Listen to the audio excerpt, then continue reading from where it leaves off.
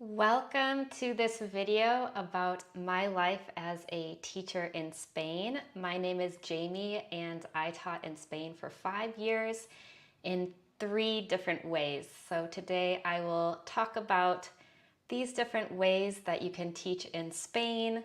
What are some of the qualifications that you need? What's the pay like, the hours, to give you an idea of how you can teach English abroad in Spain. I would love to know where you are watching from. If you're joining me live, you can leave a comment in the chat. If you're catching the replay, I know a lot of you on my email list said that you will be catching up. So just leave a comment and let me know where you're watching from. I am curious. The way today will work, I will talk about each program separately, share a lot of information. So if you're interested in a certain program, I would say you can always watch this later on and go back if you need to get those details, but I'll be sharing a lot of information. The first program that I did to teach English abroad in Spain was actually in conjunction with a master's program. So it's called the Instituto Franklin's Teach and Learn Master's Program. And this is through the University of Alcalá de Henares, which is near Madrid. It's a really beautiful university, a very historic town. I recommend visiting it, even if you don't end up doing the master's program. But basically, you can be teaching in a school at the same time as studying. I did my master's in bilingual and multicultural education. Some of my classes were in English, some were in Spanish, and then I did a teaching language assistant program in conjunction with this. The program that I did is called UCETAM, and you can do this program separately as well. Now, just to go back and talk a little bit more about the master's program, it has changed a lot since when I did it. They partner with different programs now. There may be some other options, and the pay structure is different. How much the master's cost is different. So just know that my experience is a little bit different. I do have a blog post that goes over some more updated details. So if you are interested, you can always go to my blog, which is eslteacher365.com. Just search for Instituto Franklin and you will find that blog post.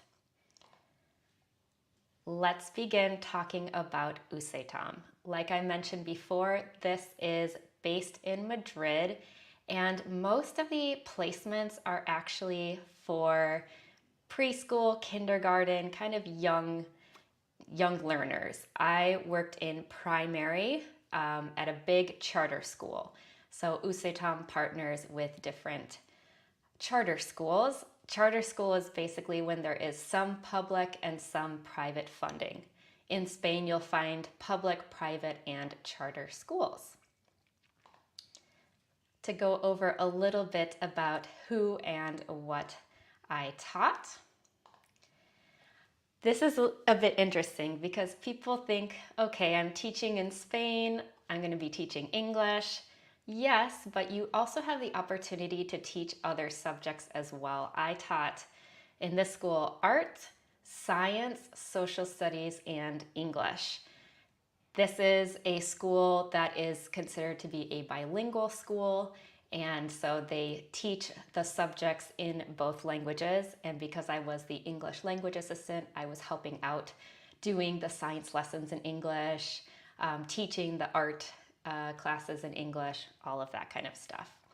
For the ages, I had 1st grade through 6th grade, and I had multiple groups of each grade. I think when I tallied everything up, I had around 200 students, and I stayed at this school for 2 years, which was really nice because the 2nd year I didn't have to learn a bunch of new names, and I got to see their progress during 2 full school years. And I didn't speak any Spanish with my kids, just English until the very last day of school. So after 2 years, I spoke some Spanish with them, and you can imagine that they were completely shocked. It was pretty fun. Talking about the pay, this is where that master's program does change us a little bit. The first year when I did my master's program and then also did UCETAM's language assistant program, I was paying about half my salary towards the master's. So the second year I got to keep my entire salary. So that was nice. The year that I did it, I think we got about 1,440 euros a month. And this was technically a stipend or a grant, so it wasn't taxed. And the first year, about half of that was going to pay for the master's. The benefits in Europe in general, you don't get as many benefits when teaching abroad like in Asia, where you get accommodation and bonuses and all these things. I did get health care, but that was it. I had to pay for my own apartment. I had to pay for my own transportation. So I was getting this grant and health care, and that's pretty much it. The hours and responsibilities. For this program, you could request, I believe it was either 18, 24, or 26 hours per week, and this is teaching hours, not the hours that you're actually at your school. I requested 26 hours because I wanted to have the highest salary, and I was still basically at school from almost 9 to 5 every single day because I had a lot of gaps in my schedule, and there were also long lunch breaks. That is another benefit that we got at this school. We got free lunch. So that was a nice little added bonus. Sometimes you'll get that in Spain and sometimes you won't. In terms of the responsibilities, there are a lot of different language assistant programs in Spain, and for some of them, you are truly an assistant. You're kind of just hanging out in the classroom and maybe offering some pronunciation advice every once in a while. This is not what it was like for UCETAM. I had to plan all of the lessons. I had to teach all of the lessons.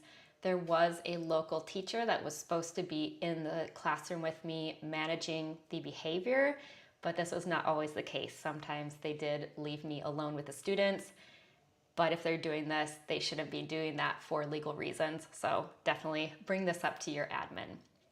But like I mentioned before, we had science lessons, social studies.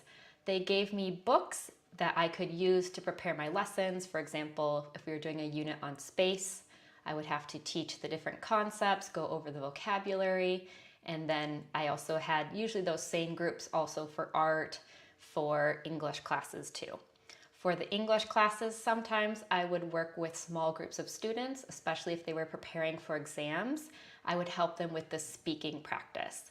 If you're interested in teaching in Spain, the Cambridge English and Trinity English exams are very popular. They're often taught in schools. They take them in their schools. So if you have any experience with this, this can be very helpful. If you don't, that's okay. There's a lot of materials online to teach you about these exams. So part of my responsibility as well was to do this kind of test prep. And even though I was assigned to primary, I did also work with some high school students who were preparing the Cambridge First Certificate exams. So again, just do some research and kind of see what these are so you know and you're prepared if you're asked to help your students prepare them. The speaking exam is usually just some basic questions that they ask, and it's more to see what their level is when they're speaking in English. For the UCETAM program, let's talk about how you get hired and what qualifications are needed. There's an application process. The first year, because I applied through the master's program, the Instituto Franklin master's program, I just did that application and I was assigned this school. So I didn't have to do my own application. The second year I renewed at this school, so that process was a bit different. But if you are just applying to UCETAM itself, you can go to the website. If you just search UCETAM, I'll put it up again, Language Assistant Program. You can search that on the internet and it will come up with the application. What you are going to need is a degree in any subject and then a specific passport. For UCETAM, of course, native speakers, but I do believe they also allow some near native speakers as well. For example, if you're from a country like Jamaica or India, as long as you are a fluent native speaker. I just recommend checking out that website. It will have information on what you need there. This is a very competitive program. I would say if you are applying to this program, apply to a few others as a backup because there is so much demand for it. And there is kind of like an essay that you have to write for the application. Make sure you run it through something like Grammarly to check for any mistakes. But do take your time on this application because it is so competitive. But besides that, you don't need a TEFL. I do recommend getting a TEFL before you do this program. It'll make you a more confident teacher, give you a lot more ideas for lesson planning, but it isn't a requirement, which is interesting. A lot of the language assistant programs in Spain don't actually require you to have a TEFL.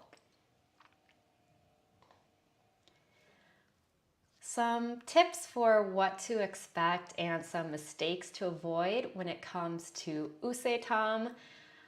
This, I would say that, how should I say this?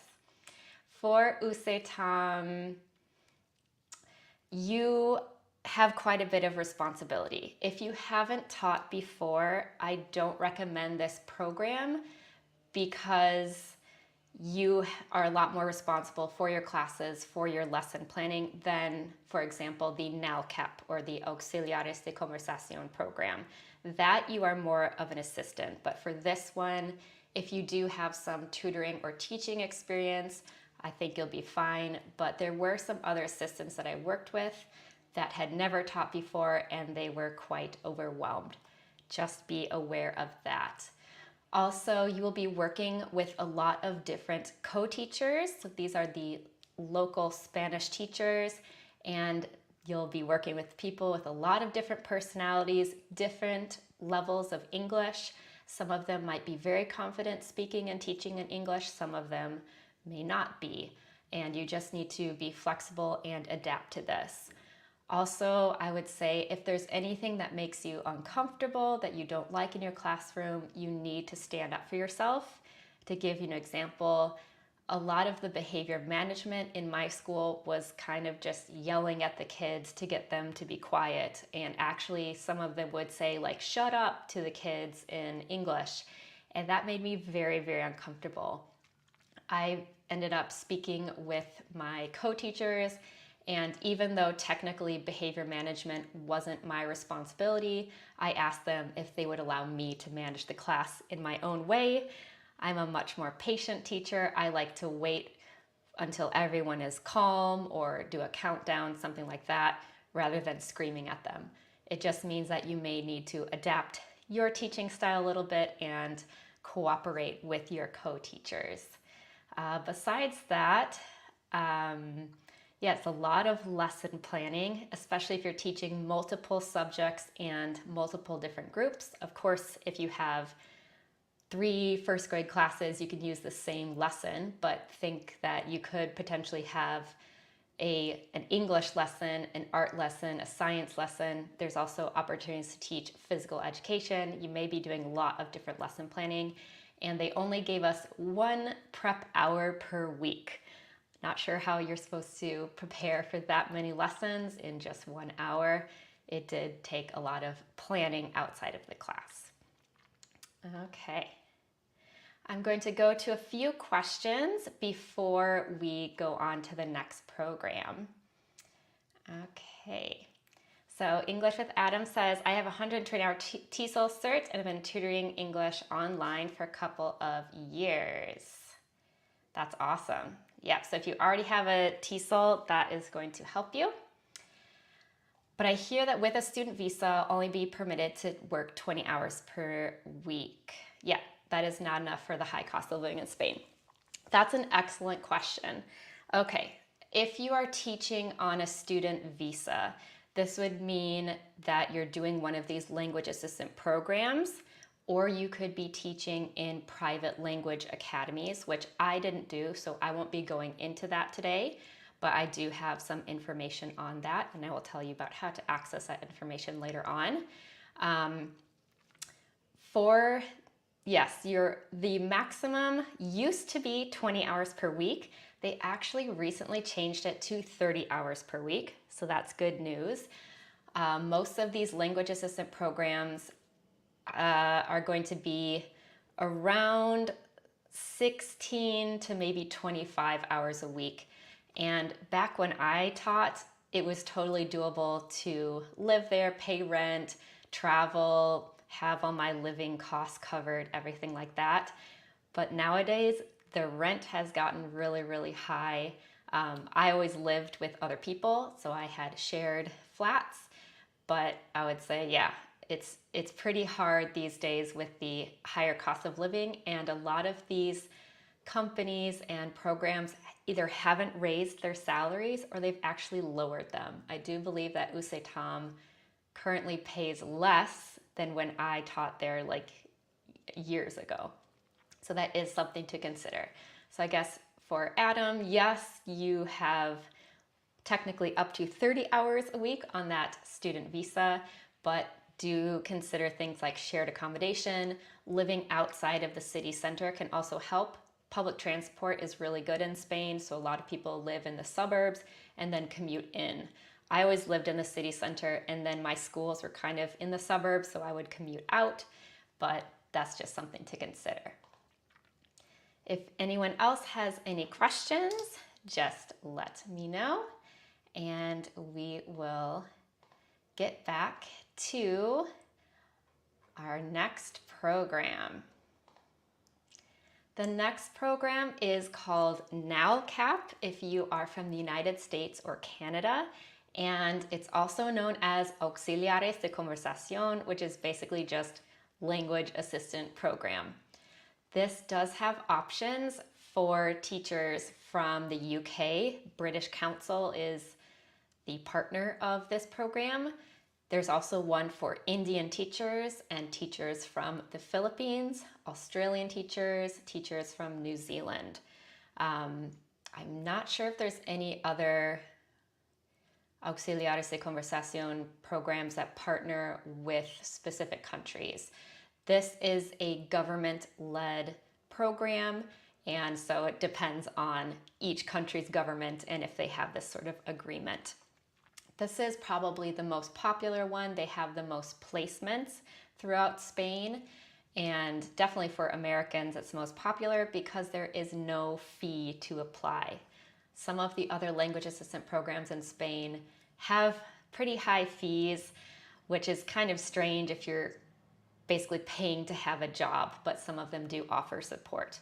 This program does not have a fee.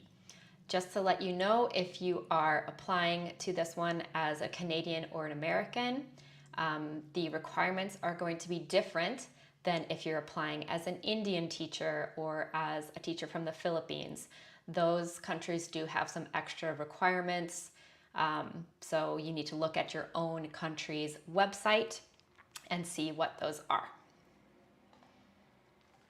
What and who did I teach? Again, I taught in primary, but this school was a public school and it was a lot smaller than my charter school. My charter school where I had 200 students. This school I had maybe, I don't know how many I had, like 80 students, something like that. I was still teaching grades 1 through 6. Class sizes were a lot smaller, and I believe there were only maybe 2 classes of each grade. I taught ESL again, but I also taught art and social studies as well. So again, you did have opportunities to teach things that weren't necessarily just ESL. The pay for this program depends on how many hours. Some placements in different parts of Spain will have fewer hours, so 12 hours per week, and I believe it's now 700 euros a month if you're teaching 12 hours per week. In Madrid, the placements are 16 hours per week and you get €1,000. Now that pay, again, is a grant or a stipend. It has not increased since when I did the program in 2012 or 2013, which is pretty crazy because the housing when I was there has definitely almost doubled of what it was. If you are thinking, oh my gosh, how am I going to survive on €1,000 per month or less?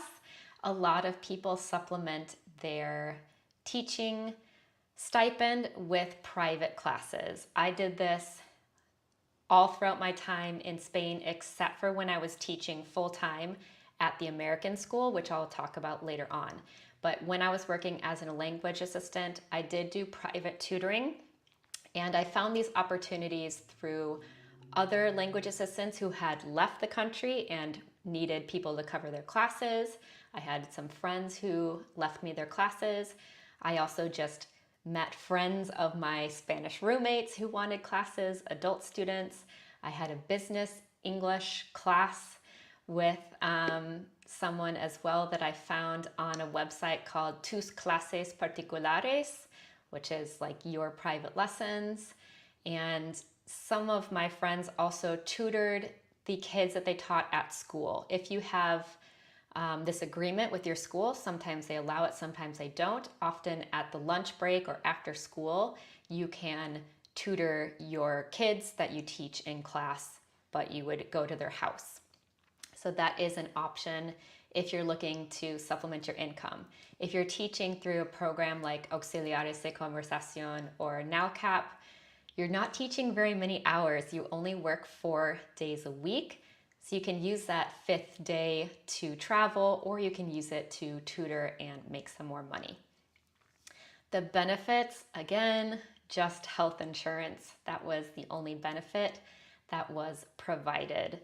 And that is very, very typical for these language assistant programs. You get your health care, you get your stipend, and that's about it.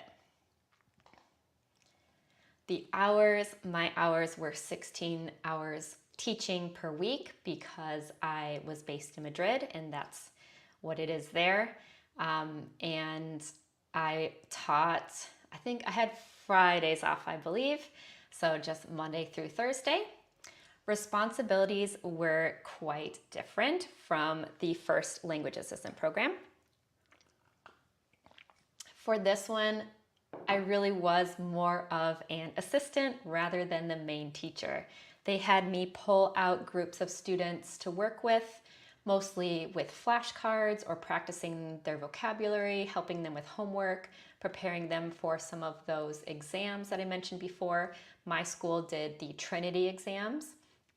And for the actual classroom teaching, for some of the upper levels, maybe 5th and 6th grade, I did do the grammar lessons and kind of that stuff. But some of the other teachers just had me kind of in the corner and offering advice and helping them pronounce words. And they were actually teaching their English classes in Spanish, which was really, really bizarre. They would explain the grammar in Spanish, every once in a while sprinkle in an English word, and then just kind of go around the room and have the kids read off their answer to the workbook page or whatever, and I just stood there in the corner. It was very bizarre. This is going to be different depending on your school, depending on your co-teachers, depending on who you're teaching. That's the one bad thing about these language assistant programs is you never know what you're going to get. You could have an amazing experience, you could have a horrible experience, and you have no say in this. You're just assigned a school.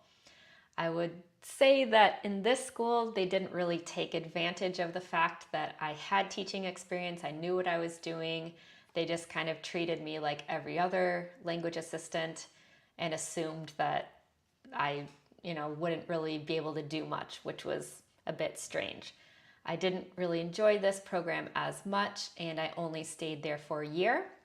But I do have friends who did this program and absolutely loved it. If you do not have previous teaching experience, I do recommend this program because, kind of like I said, they don't really expect too much from you. You are more of an assistant. How to get hired and the qualifications. If you are an American or Canadian teacher, you need minimum an associate's degree in any subject, and you need your American or Canadian passport. That's pretty much it. You'll have to pass a health check, but besides that, you don't need a TEFL certificate. You don't need a full bachelor's degree, but of course you can have one. And that's pretty much it. You will go to the official website. You can Google NALCAP or Auxiliares de Conversacion, and the applications open. Last year they opened at the very beginning of February. Sometimes they open at the very end of January. Just keep an eye on the website, but you will want to apply as soon as you can because it's first come, first served. For this application, you'll also need some letters of recommendation. I recommend contacting those people now, just having a few backups as well in case someone falls through. You don't want to get to the application and then be waiting on that part and then not be able to apply. But that's pretty much it for qualifications. There's a lot more people applying than there used to be, but there are a lot of positions, and there will be a wait list as well. Some people end up applying to multiple programs and then, saying no to a few of them, so you'll have openings here and there. Just going to see if there's any other questions. Okay, so John says, how early does the school day start and end? That's a really good question. Let me think. Most of the public and charter schools, actually all the schools I worked at, started at 9 a.m., which is pretty doable, but you have to consider that in Spain, a lot of the kids are eating dinner at like 10 p.m. or 9:30 p.m. or 11 p.m. They're staying up pretty late. That's why schools aren't starting at 7 a.m. or 8 a.m. They typically are 9 to 5, could be 9 to maybe 3:30 for some of the public schools, but the charter and private schools I worked at were all 9 to 5, which is a really, really long day for the little first graders. I had preschoolers and kindergartners with me from 9 to 5 as well. It's a long day for your students, and especially when it's hot, you'll find that after lunch, a lot of your students will actually fall asleep. They're exhausted, it's hot, it's pretty crazy. Going back to NALCAP and Auxiliares de Conversacion, some mistakes to avoid and what to expect. For this program, it is hard to know what to expect because everyone's experience is so different. If you have fantastic co-teachers, you have a really supportive admin, you're going to have an amazing experience. Maybe they will take advantage of your skills and everything, but you might have a school where they just don't quite know what to do with you, like my school, where they kind of just had me in the corner or pulling out groups of students. I think sometimes it was just more of a bother for them to figure out what I could do, and it was a bit awkward. Mistakes to avoid, I guess, if you are having these issues, I do wish that I had some more conversations and stood up for myself a little bit more and maybe said, I am a trained teacher, I feel comfortable, leading lessons or planning lessons, just let me know what you want me to do. It really depends on the relationship that you have with some of your teachers. In both language assistant programs, I had really good relationships with some teachers, and other teachers I didn't get along with as well. But you just need to be flexible and open-minded and do the best that you can. Okay. The last school that I worked at in Madrid was an American school, and this is an international school. So international schools, you might have British schools, Canadian schools, American schools, even there's Australian schools, or ones that are truly international. They use a curriculum called International Baccalaureate. These schools are different from language assistant programs, so I will explain how and why that is. For my American school, I taught preschool my first year, so I had 3 and 4-year-olds, and then I taught first grade my second year. I didn't get to choose this, I was just assigned this grade. My first year I had a co-teacher. My second year I had an occasional assistant teacher. He was supposed to help with reading. Our kids learned to read mostly in first grade, but he was also an assistant for many other teachers, so I didn't always get him. I taught all subjects. I taught science, social studies, English, religion, art, everything except for music and Spanish and physical education. So it was more like a homeroom, primary, elementary kind of teacher role. That's another important thing to know. There are a lot of religious schools in Spain. So you might be teaching at a Catholic school or some other sort of religion. You don't have to be necessarily that religion to teach there, but you will have to be teaching those lessons. The pay was different than the language assistant programs because it was a salary and it was taxed. I made around 23,000 euros per year, but then that was taxed in Spain, as well as because I'm an American, I have to file US taxes too.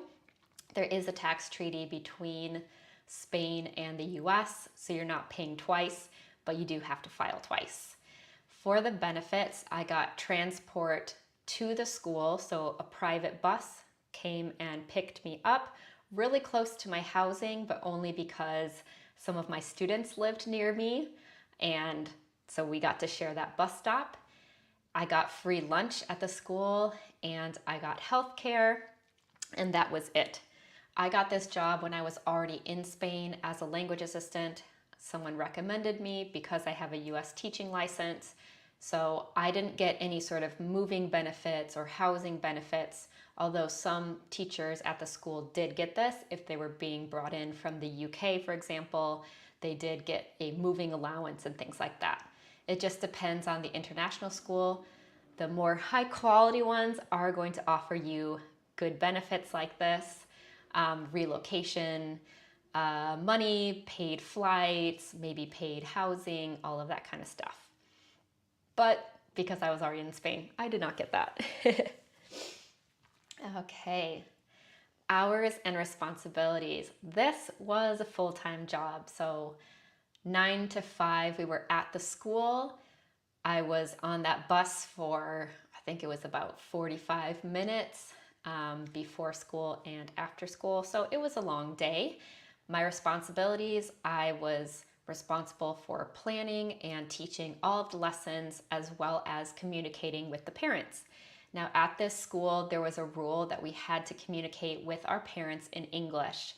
So a rule was that they had to have at least one parent or family member have a basic understanding of English to be able to talk to the teachers, because not all of the teachers spoke Spanish. Luckily I did, so I was able to communicate with parents. I often did in Spanish instead of English if I noticed that they were not understanding, but that's just something to keep in mind. My school had a lot of Spanish students and then some international students as well, British, Moroccan, I don't know, from all over. But you will find that some international schools are not very local student based. It's more expat students and more international. And these are all going to be K-12 schools. How did I get hired and the qualifications? Like I mentioned, I was in the right place at the right time. I had a friend that I had done my master's with. She knew I had a US teaching license, and she was working at the school, and she knew that they were looking for new teachers who had this US teaching license. So she recommended me, I did the interview, and then I was hired. Now, because I have a US teaching license, and this is an American school where there's an American curriculum, they were able to process my work visa. If you are an American or any other non-EU citizen, it's very challenging to get a work visa in Europe because first they have to offer the job to EU citizens and residents. Then if they don't find anyone, then they can open it up to foreign teachers. Obviously, if it's an American school with an American curriculum, there's not going to be as many Spanish teachers who have that qualification. So then they can open it up to sponsor Americans, which is what they did for me. So the qualifications that you're going to need, your teaching license. This could be US teaching license, Canadian teaching license. In the UK, it's called QTS, Qualified Teacher Status. Some countries you just need a master's in education, so it just depends on what it takes to be a teacher in your country. You'll have to have minimum a bachelor's degree. Some of these schools are going to be looking for teachers with master's degrees, and some will be looking for previous teaching experience, especially IB teaching experience. It just depends on the school, how competitive it is. So this was a very different experience than those language assistant programs. Let's see another question.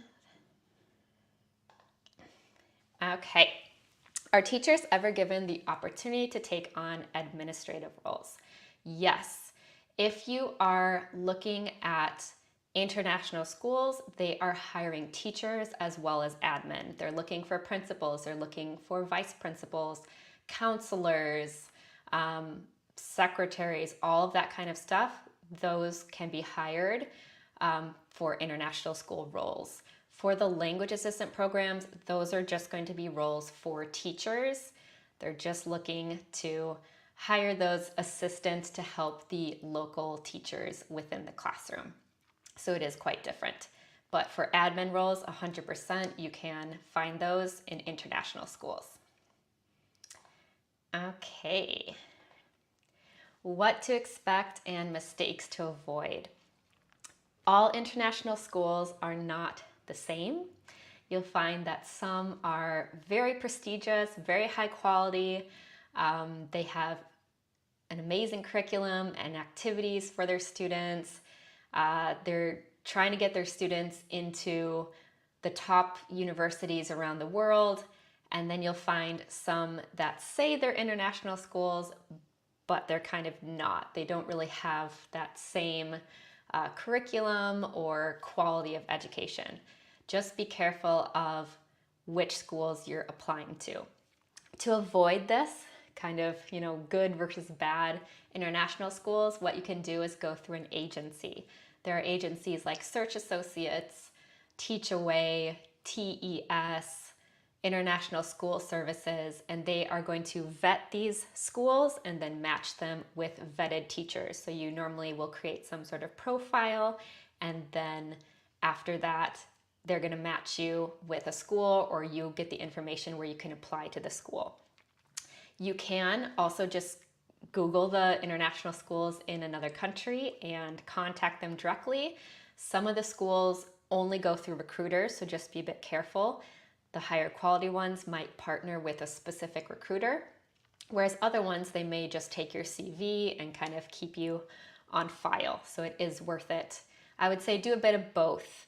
Go through those agencies, but also consider sending in your cover letter and your CV or resume to those schools. What to expect? It's very similar to being an actual teacher in your country. It's just that you are going to be abroad in another country. And so with that comes a very international experience. Your students are from all over the world. The staff is from all over the world. So you have a lot of different perspectives, which is a good thing because you can learn about, how different teachers teach and how the admin communicates with the students and the teachers. And it's a really interesting work environment. Something also to note is that a lot of these schools will have a 2-year contract as a minimum. For language assistant programs, those are going to be during the school year for maybe 9 months, 8 months. They even have some 6-month programs. But for international schools, mine was a bit different. They hired us yearly, but I would say the higher quality international schools are going to be 2-year contracts. So it is a bit different. Okay, that was a bit about my experience teaching in those 2 different language assistant programs and the international school. So if you have any questions, anyone who's currently watching, just leave a comment and I'll be able to see it. Just grab some tea. And if you do think of anything, if you're catching up on the replay, you can always send me an email. I will write it here for you.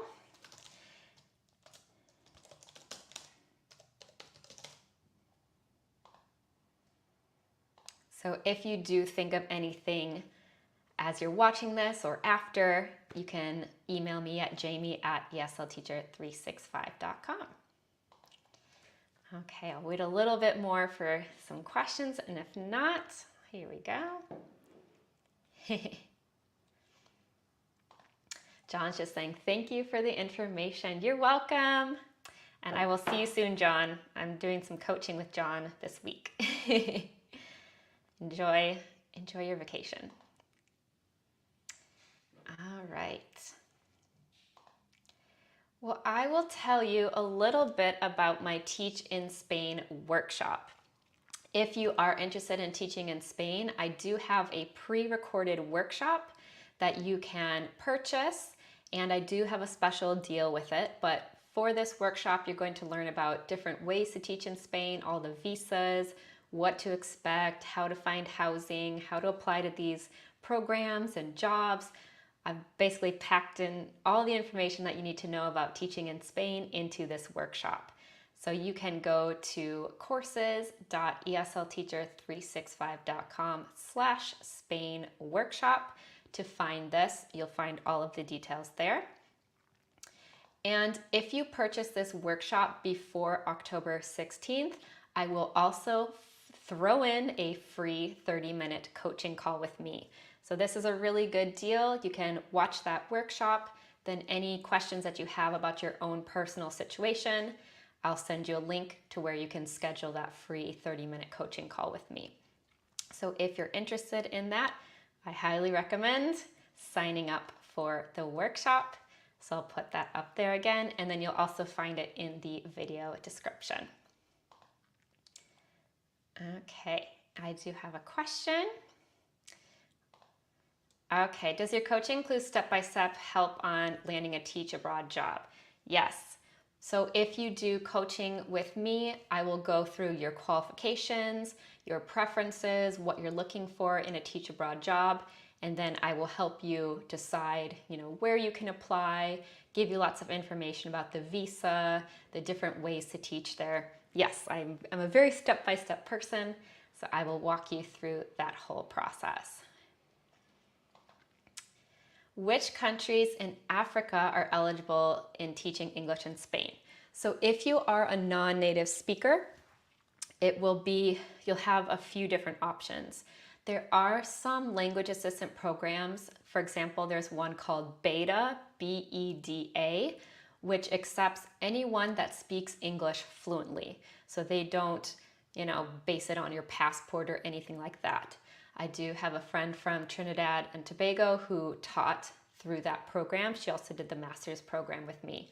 Some of these language assistant programs are going to be very strict. They only accept Americans and Canadians and that kind of thing. But other ones, as long as you're a fluent English speaker, you can apply. But those programs are very competitive, so just be careful. Your other option, if you are a non-native speaker and you're also non-EU citizen or resident, is to get a student visa. You'll need to get a student visa that is approved by Cervantes, which is like a language school. So typically people study Spanish, and then you will get working permission up to 30 hours per week. You will need a TEFL certificate in this case because you'll be looking for jobs in private language academies. So you're studying Spanish part-time, and then the rest of the time you can be working in English language schools. You could be teaching business English. That's kind of the best option if you are a non-native speaker, and also if you don't have a bachelor's degree, because a lot of these language assistant programs are going to require a bachelor's degree. Okay. right, and Adam is asking, did I read your question? Yes, so at the start, I mentioned about the 20 hours a week. So yeah, before it was 20 hours a week, but now you can work up to 30 hours per week. That is a recent change in Spain for the better. Awesome. Okay.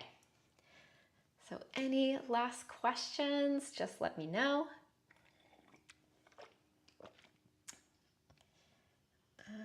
Okay. And if you have any questions about TEFL certificates or any of that, I do have a lot of information on my YouTube channel. I also have a whole playlist about videos about teaching in Spain.